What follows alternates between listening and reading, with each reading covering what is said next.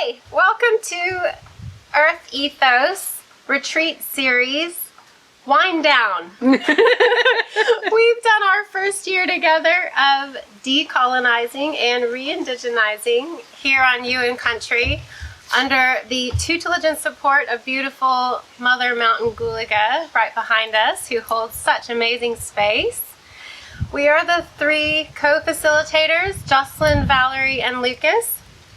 And a lot of what we're doing is based on my book, Healing Through Indigenous Wisdom, which is a 52-week guide that you may be familiar with. However, there's certain things we just can't do as individuals.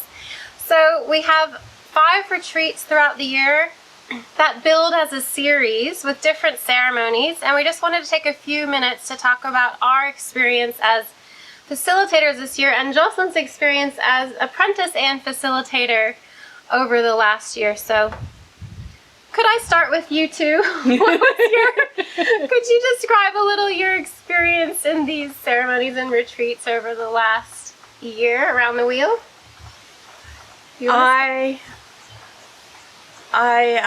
don't know till you don't know what you don't know till you know it.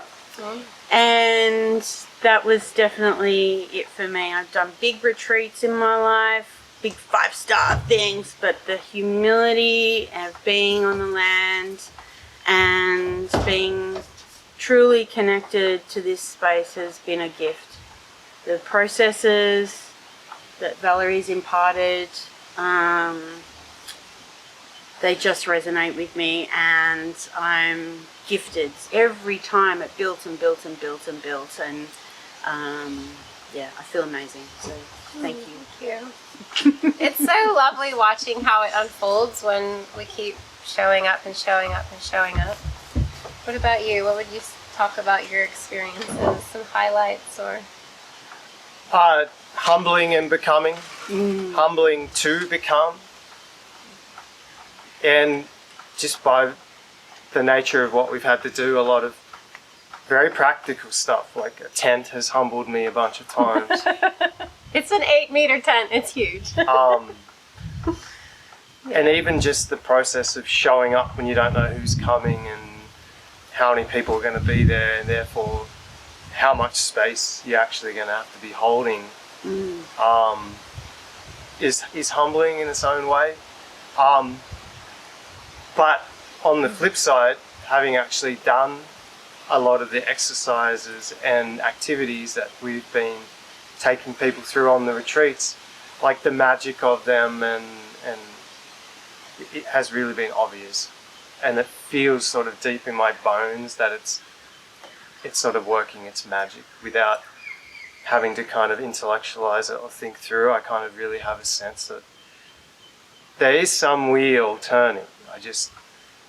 It's a lot of it is in the unconscious. And what do you always say about what percentage of the work ought to be under the ground in the roots? It's like, I've just been doing a veggie garden, and you need the root structure before even anything really the healthy grows. Soil. Yeah. Right. Yeah. So we say if you focus like 70% of your energy on cultivating the healthy, fertile soil and strong roots. There are children when are decolonizing. Families are welcome at the retreats. Our little one is here, and often dogs as well. I think one of my highlights was we were getting ready to do a practice burial ceremony, or Lucas's actual burial ceremony, but before we did that for everyone for the retreat. And Joss pulled up, and we'd been like picking a spot and digging a hole, and then she runs up all excited to her and says, "Joss, we're about to go bury Daddy!" It's just the beautiful innocence of not being normalized. But some of those experiences, it sounds simple, burying your body in the ground, but the actual experience can be so powerful, but as you said, in a subtle way.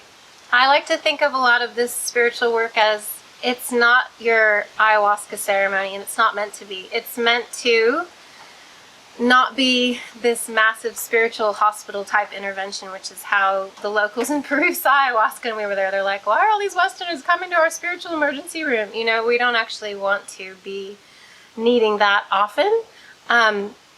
this is you spend the time doing something and slowly altering consciousness, and then slowly it unfolds through your life in that mirrored way. Gentle, So, not jolty. yeah, that's right. And I find that also is much easier to integrate and sustain compared with these big POW experiences that a lot of people have had. And it's not to say those don't have a place, but that's not what we facilitate. But it can help you make sense of the other things that you've done. That's right. Totally. Because that's what we've been talking about, how one of our big frameworks that we kind of apply to the thinking here is about ancestors of spirit, lineage, also known as blood and land. And us as Westerners have this tremendous opportunity that basically nobody in history has had before. Well, not just Westerners actually, but people with resources that are kind of unprecedented in history of humanity, to kind of follow our spiritual dreams and whims wherever they take us. And that is actually a beautiful thing that we're not ever casting dispersion upon. But then there's the kind of slower work that's about unpacking the depths of one's ancestral lineage, or how humbling it is when you're from a colonial lineage to actually try and understand the land that you're on. And what does that even look like? And where do you go to for help and guidance in both the people who are alive and ancestors who aren't alive? It's sort of... And building those authentic relationships and not co-opting from the local mobs. And yeah. I mean, we did have one participant at one point who hadn't really done anything as far as like retreats and different spiritual work, but for the most part, that wasn't the case. People came with a long kind of history of trying different things, and it's all contained within the sort of the cosmology that we are trying to introduce people to here. And so we want you to go away and continue doing whatever practices work for you. This is not a program that we're asking anyone to follow. It's I don't have the best word. It's cosmology, but framework, for lack of a better word. It's a larger perspective with which to hold and experience a lot of what you already know and are doing. And I'm finding a lot of us really need to do that deep grounded root work. And we're strengthened by honoring our ancestors of land, lineage, and spirit. And it's a bit like you don't know what you don't know, but sometimes you don't even realize that parts of your lower body have been offline or a bit numb, or certain patterns have been running in your life through intergenerational traumas of colonization and etc. And they've just become so normal part of your everyday that as you start to see it's possible for them to shift, you start to see the world really different, and you can experience things differently, and that connection with each other, with the land, with the other non-humans just blossoms that bit more. We're so blessed because it's so accessible, because we're on Yuan land, Yuan countries, and In the bush. in the bush, so it's like yeah. here, you know, the healing nature heals. Yeah, that's right. yeah, and it's so multi-layered, and that's what makes it both humiliating / humbling, but also dialectic. wonderful. I mean, even that ancestors of land, do we mean the land where you were born? Do we mean the land where you currently live? Do we mean the land of our various ancestors, which for most of us is lots of different places? Right. Although not me, 99% British and Irish, man. But the answer is all of that. Yeah. And so that there's no shortcut. It has to be done in that comprehensive way, because you could say that we're comprehensively disconnected from that. And we have to honor it all, is our perspective. Yeah. Honor all of our ancestors. Human, non-human, lineage, land, spirit. And it sometimes feels like a weaving or balancing game. But I also just find, whether you agree with some of the things that we put forward or not, when we're in presence of clarity, it just helps us get our own clarity, you know? So that's something we try to facilitate as best we can. This is my perspective, and if that's not yours, that's cool. Maybe it'll help you find yours. Waiting for what resonates Yeah. and finding what already resonates with you and picking from that so that you can enrich your spirit. Although what I do like to say, and this is my perspective, finding the things that don't feel like a choice because they just are is sort of a liberating but also intimidating feeling. Like working with your blood ancestors, they kind of are who they are, and they had the journey that they had. And that same goes for where you were born and in some ways where you live. There's like a pattern of karma, but also a deep history and deep time wherever it is that you live. But it takes away a lot of that decision fatigue and that sense of seeking. I personally haven't had a sense of seeking in very many years, but when I was younger, I did have that inner sense of seeking and trying this and trying that, and now I just feel like this is the path that I need to be on.